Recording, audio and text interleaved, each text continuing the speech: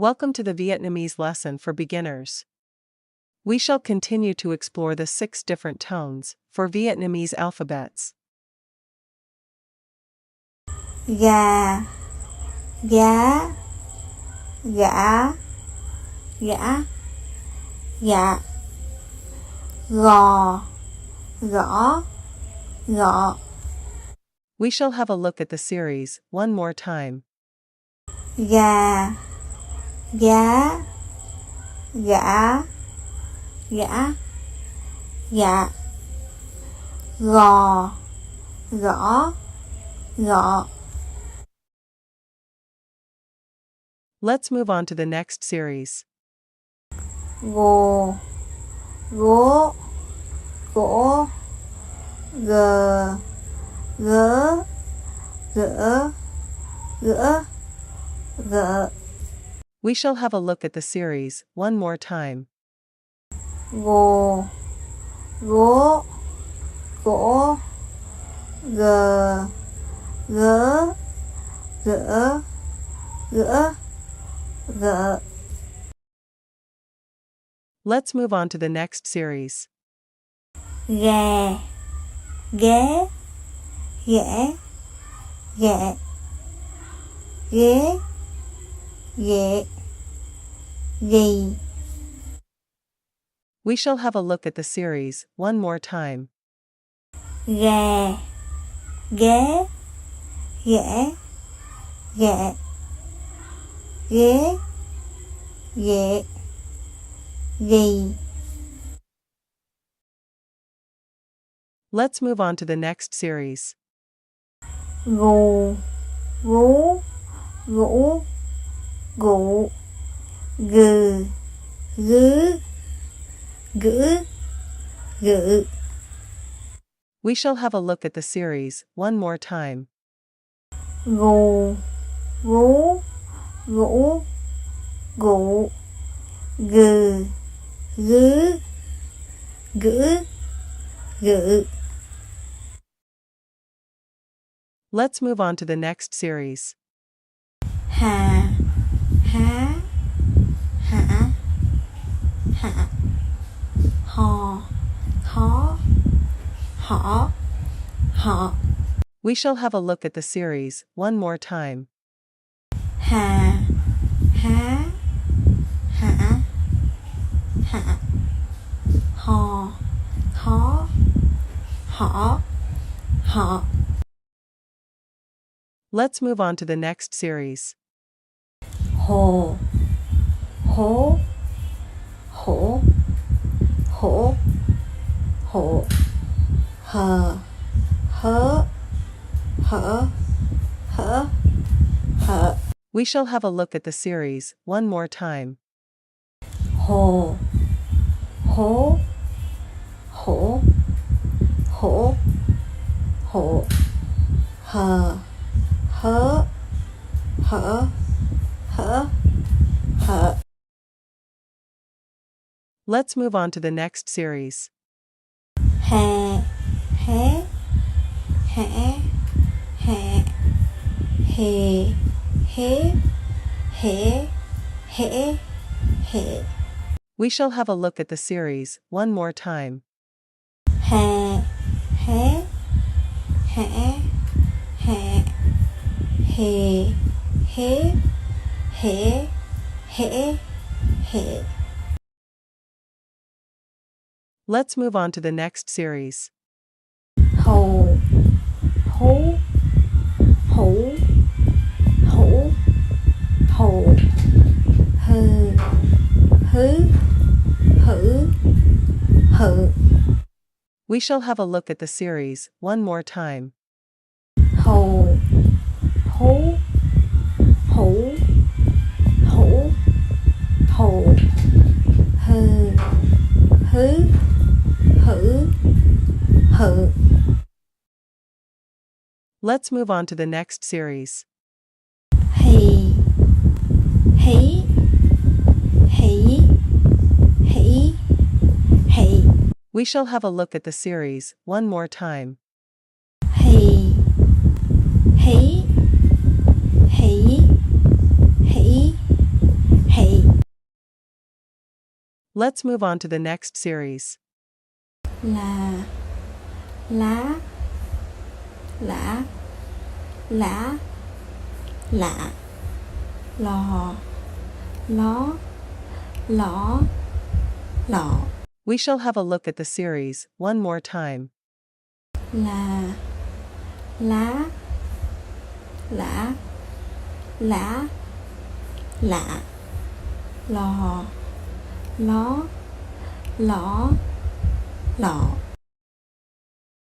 Let's move on to the next series. Lồ, lỗ, lỗ, lỗ, lộ, lờ, lớ, lỡ, lỡ, lợ. We shall have a look at the series one more time. Lồ, lỗ, lỗ, lỗ, lộ, lờ, lớ, lỡ, lỡ, lợ. Let's move on to the next series. Lè, lé, lẽ, lẽ, lẹ, lề, lế, lễ, lễ, lệ.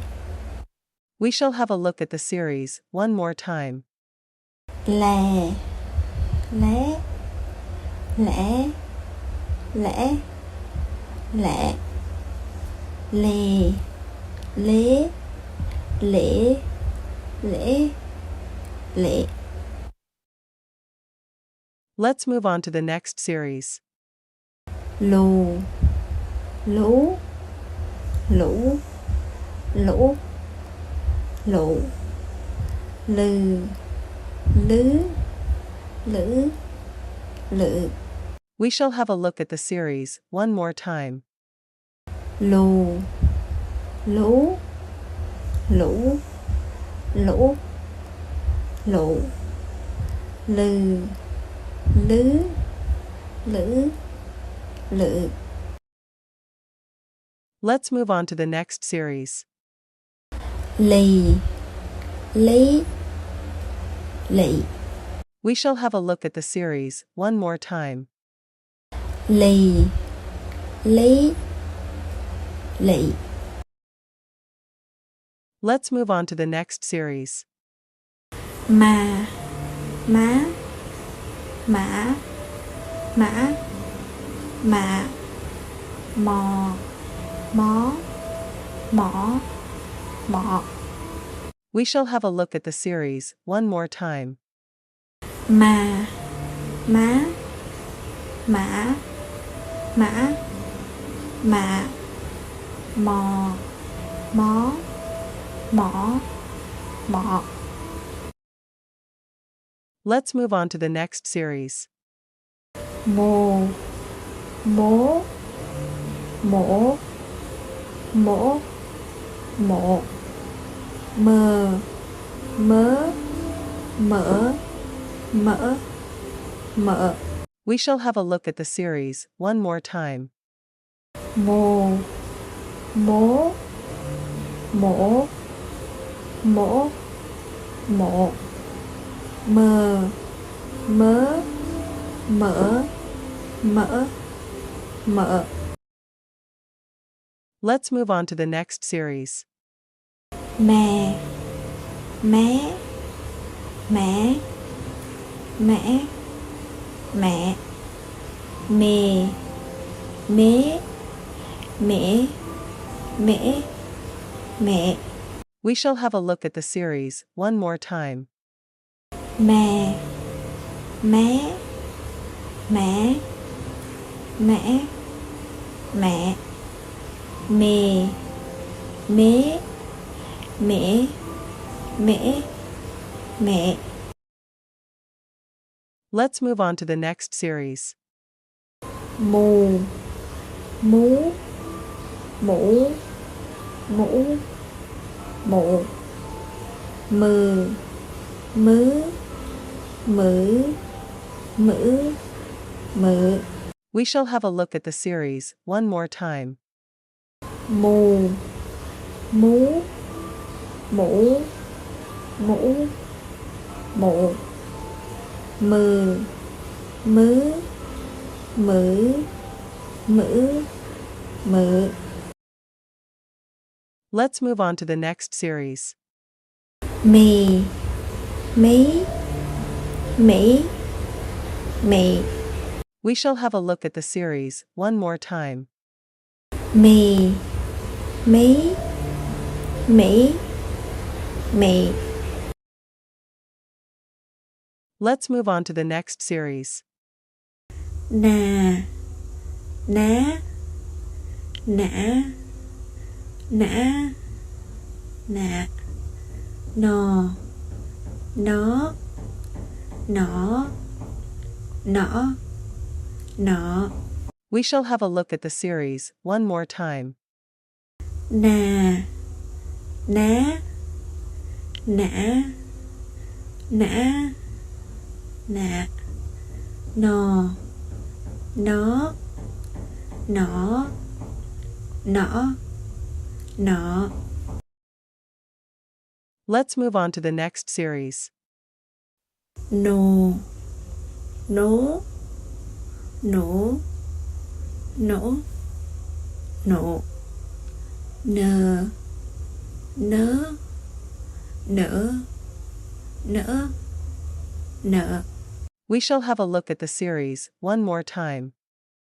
Nồ, nố, nổ, nổ, nộ. Nờ, nớ, nỡ, nỡ, nợ. Let's move on to the next series. Nè, né, nẻ, nẽ, nẹ. Nề, né, nể, nễ, nệ. We shall have a look at the series one more time. Nè, né, nẻ, nẽ, nẹ. Nề, nế, nể, nễ, nệ. Let's move on to the next series. Nù, nú, nú, nũ, nụ.